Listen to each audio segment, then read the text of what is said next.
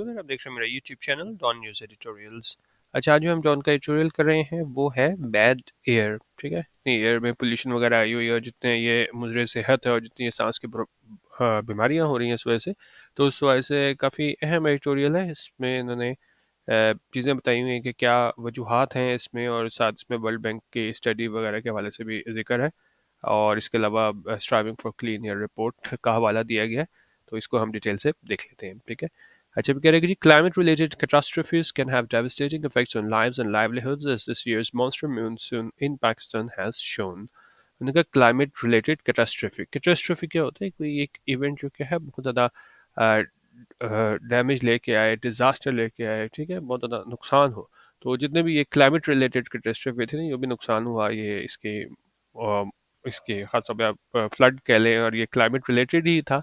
ठीक है, क्योंकि मौसम की तब्दीली के हवाले से जो तबाही हुई है, कैन है उसके हो सकते हैं डेविस्टेटिंग इफेक्ट्स। डेविस्टेटिंग होती है कुछ इसके बहुत देर पर क्या है नुकसान हो। ठीक है, असरात, यहाँ पे इफेक्ट्स की बात हो रही है, असरात की बात हो रही है। नुकसानदेह असरात किस पे? लाइफ्स पे और लाइवलीहुड्स पे, आपकी ज़िंदगियों पे भी और आपके ज़रिए माश पे भी। As this year's monster monsoon in Pakistan has shown, जैसे कि इस साल के जो मॉन्स्टर मानसून है, इतना ज़्यादा जो हमारे पास अनप्रेसिडेंटेड फ्लड यहाँ पे आए हैं हमारे पास पाकिस्तान में, हैज़ शोन, ऐसा इसने दिखाया है। ठीक है, तो क्लाइमेट रिलेटेड जो डैमेज है उस हवाले से ही एडिटोरियल है।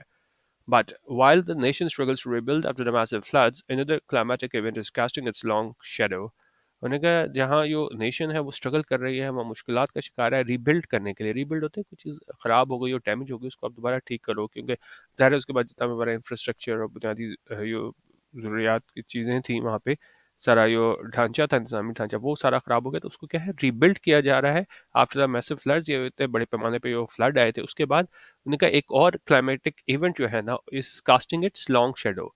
कास्ट अ लॉन्ग शेडो का मतलब होता है कि to continue have consequences well into the future. किस चीज़ के असरात जो बहुत आगे तक जाके भी होना, ये नहीं है कि अभी सैलाब आया है तो अभी ही उसके असरात हो जाएंगे। ये बड़ी अरसे तक जो है ना इसके हमें कॉन्सिक्वेंसेज देखने को मिलेंगे। तो इनका एक और जो क्लाइमेटिक इवेंट है ना वो क्या है? इस कास्टिंग इट्स लॉन्ग शेडो, यानी कि इसके जो असरात हैं वो वेल इनटू द फ्यूचर हमें देखने को मिलेंगे। ठीक है, और वो क्या चीज़ है? स्मॉग। ठीक है, ये आ गया हमारे पास स्मॉग। अच्छा, उन्होंने कहा जी as winter sets in phrasal verb, इसका मतलब होता है किस चीज़ का आना। उन्होंने कहा जिस तरह ये विंटर अभी आया है हमारे पास, उससे क्या हुआ है? Environmental pollution is having a visible impact on the human health in the country's major cities, particularly Lahore, Karachi, and Peshawar, with these cities regularly topping the lists of metropolises with worst air quality.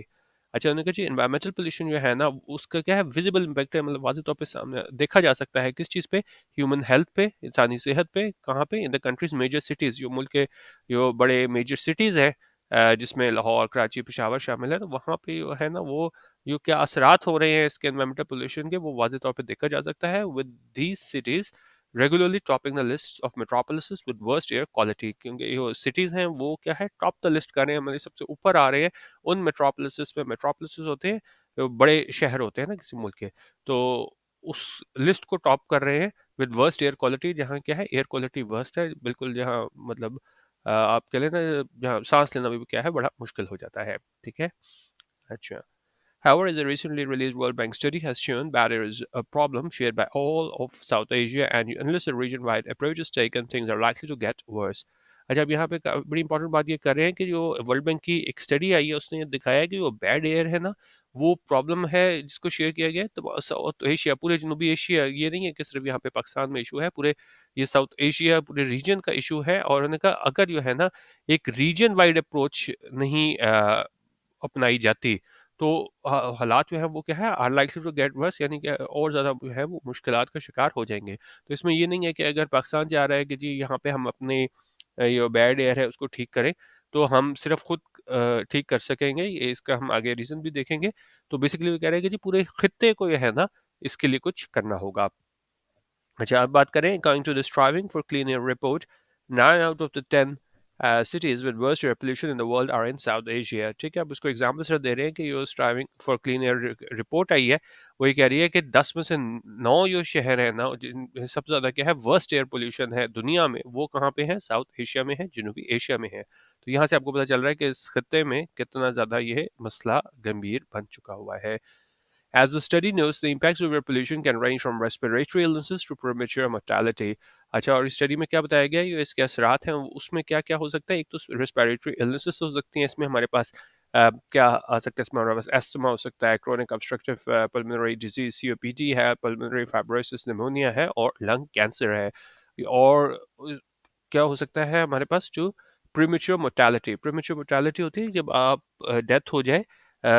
मतलब किसी भी population में ना एक average age होती है, वैसे तो मतलब जाहिर है बीमारी से लोग जल्दी भी मर जाते हैं, कुछ ज़्यादा देर भी जिंदा रहते हैं, लेकिन जो एक एवरेज एज होती है उससे आप जल्दी मर जाओ ना, तो वहाँ पे वो प्रीमेच्योर मोर्टेलिटी कहा जाता है। तो उन्होंने कहा ये जो इम्पैक्ट हैं एयर पोल्यूशन के, उसमें हमारे पास एक मिनट, इम्पैक्ट जो है हमारे पास एयर पोल्यूशन के, उसमें हमारे पास रेस्पिरेटरी इलनेस से प्रीमेच्योर मोर्टेलिटी इसमें आ जाती है।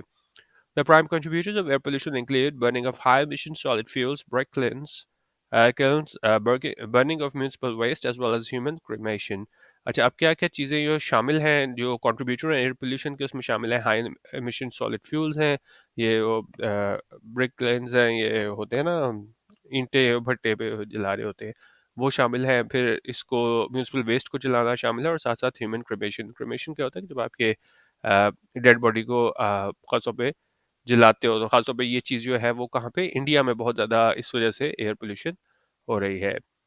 But perhaps one of the key findings of the study is that air pollution does not respect national boundaries. अच्छा, अब यह एक और बहुत अहम लाइन एडिटोरियल की कहने का कि जो एयर पोल्यूशन है ना, ये स्टडीज पे की गई है, वो कहती है कि ये रिस्पेक्ट नहीं करती नेशनल बाउंड्रीज। ये नहीं है कि आप मतलब इशू होगा तो वो सिर्फ उस मुल्क तक ही रहेगा, क्योंकि क्या होता है हमारे पास दूसरे इसलिए इसके रीजन की वाइज बात कर रहे हैं कि अगर कोई मसला यहाँ पे है तो क्योंकि ज़ाहिर है हवा तो उधर उस तरफ भी जाएगी, तो वो क्या है, आपको रीजन वाइज अप्रोच अपनानी पड़ेगी। तो यहाँ पे बात बता रहे हैं कि जी, barrier in one country is bound to affect other states, के अगर एक मुल्क में जो है ना वो ठीक नहीं होगी, पोल्यूशन होगी, एयर क्वालिटी ठीक नहीं होगी, तो वो क्या है, अफेक्ट करेगी दूसरी स्टेट्स को भी। That is why a region wide approach is needed to address this key challenge. अब इसको क्या बता रहे हैं कि जी, हमें रीजन वाइड अप्रोच चाहिए। अब जैसे कि हम सिर्फ कहें कि नहीं जी हम सिर्फ अपना मुल्क ठीक कर लें, तो उन्होंने कहा पूरे साउथ एशिया को अगर हम होलिस्टिकली देखें, तो हमें ऐसी अप्रोच की जरूरत होगी ताकि इस चैलेंज का मुकाबला किया जा सके।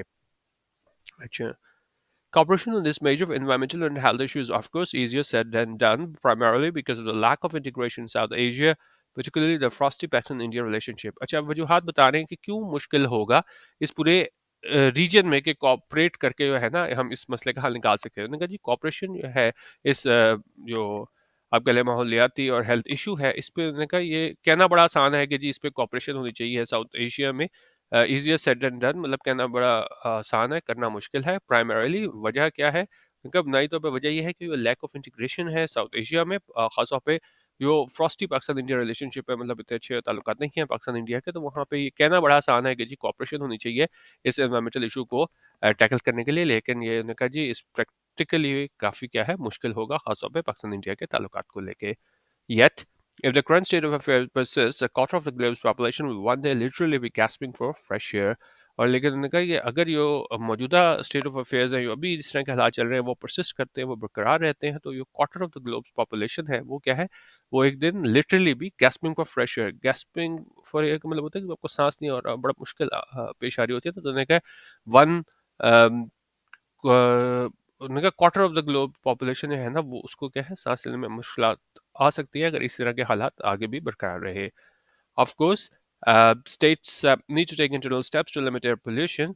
और उसमें मैंने कहा स्टेट्स को ये है ना इंटरनल स्टेप्स लेने होंगे तो किस तरह एयर पोल्यूशन को कंट्रोल करना है। अब इस सिलसिले में एग्जांपल किसके दे रहे हैं, मैंने कहा जी पंजाब का एंटी स्मोक प्लान था, is one example of this, ये इस सारे सिलसिले की एक एग्जांपल है। दो इन्फोर्समेंट में leave much to be desired, much to be desired का मतलब होता है कि आप कहो कि जिसमें बड़े बेहतरी की गुंजाइश है। जिस तरह जनरल सेंटेंस से देखें, your work leaves much to be desired, यानी कि इसमें बड़ी इंप्रूवमेंट की जरूरत है। तो उन्होंने कहा ठीक है, पंजाब का एंटी स्मोक प्लान है, लेकिन उसकी जो इन्फोर्समेंट है ना, may leave much to be desired, यानी बहुत ज़्यादा इसमें अभी इंप्रूवमेंट की ज़रूरत है। But to truly clear the air in South Asia, all the region states must need to work together. उन्होंने कहा ठीक है, स्टेट वाइज तो आप इस तरह बना सकते हैं जिस तरह ये पंजाब एंटी स्मोक प्लान है, लेकिन अगर आप वाकई चाहते हो कि जी ये वो एयर का मसला है, पोल्यूशन का मसला है साउथ एशिया में, जनूबी एशिया में, उसको हल करना है, तो तमाम जो रीजन की स्टेट्स हैं उनको इकट्ठा काम करना होगा। अच्छा, अब कह रहे हैं कि जी the World Bank क्या suggestion दे रहा है? The World Bank recommends full coordination across regions to sharing of data and creation of credible scientific institutes to analyze regional air quality as well as behavioral change among populations. ठीक है, इसको भी highlight करें कि world bank की क्या recommendation है कि कोऑर्डिनेशन होनी चाहिए अक्रॉस रीजन्स, फिर उसमें शेयरिंग ऑफ डेटा होना चाहिए, creation of credible scientific institutes होने चाहिए ताकि एनालाइज किया जा सके रीजनल एयर क्वालिटी को, और साथ ही साथ बिहेवियरल चेंज जो है ना पॉपुलेशन में उसको भी क्या किया जा सके, अ, उसको एनालाइज किया जा सके। और उसमें एग्जांपल क्या दे रहे हैं, उसमें कह रहे हैं परहैप्स सार्क। तो सार्क जो है, जैसे आपको पता है कि इस तरीके से ऑपरेशनल नहीं है, फंक्शनल नहीं है, which is self is gasping for air. वो खुद भी मतलब गैस्पिंग फॉर एयर, मतलब खुद भी इसको ये है ना इतनी ज़्यादा आप कह लें फाल नहीं है, कैन बी रिवाइव, इसको बहाल किया जा सकता है to deal with this common environmental threat, ताकि डील किया जा सके इस मुश्तरका एनवायरमेंटल थ्रेट को, ये खतरा है। As the World Bank study says, उनका जैसे वर्ल्ड बैंक स्टडी कहती है, the road ahead is not easy, कि रास्ता जो आगे का है वो क्या है, आसान नहीं है, but the time is now to travel the road to cleaner air, लेकिन उनका वक्त अभी है कि हम कुछ ऐसे स्टेप करें कि किस तरफ को जाएं, क्लीनर एयर की तरफ जाएं। The grim alternative would be a suffocating future where hundreds of millions of people quite literally struggle to breathe. और उनका यो बड़ा यो सीरियस अल्टरनेटिव होगा, मुतबादल ये होगा कि अगर हमने ऐसा नहीं किया, ऐसा रास्ता नहीं अपनाया जो जाए क्लीनर एयर की तरफ, तो हमें क्या है एक ऐसा मुतबादल देखना पड़ेगा जहाँ पे हमें सफोकेटिंग फ्यूचर देखने को पड़ेगा, बड़ा मतलब सांस लेने में इशू आएगा, जहाँ पे hundreds of millions of people है ना quite literally struggle to breathe, उनके लिए क्या है मिलियंस ऑफ पीपल के लिए सांस लेना मुश्किल हो जाएगा। तो बेसिकली एयर पोल्यूशन से मुतल्लिक हमारा आज का एडिटोरियल था, जिसमें वर्ल्ड बैंक की रिपोर्ट के हवाले से भी इन्होंने बात की हुई थी कि आपको क्या है रीजन वाइज जो है ना वो स्टेप्स लेने होंगे, क्योंकि एयर ज़ाहिर है आप एक जगह रोक नहीं सकते, वो बाउंड्रीज की मोहताज नहीं होती।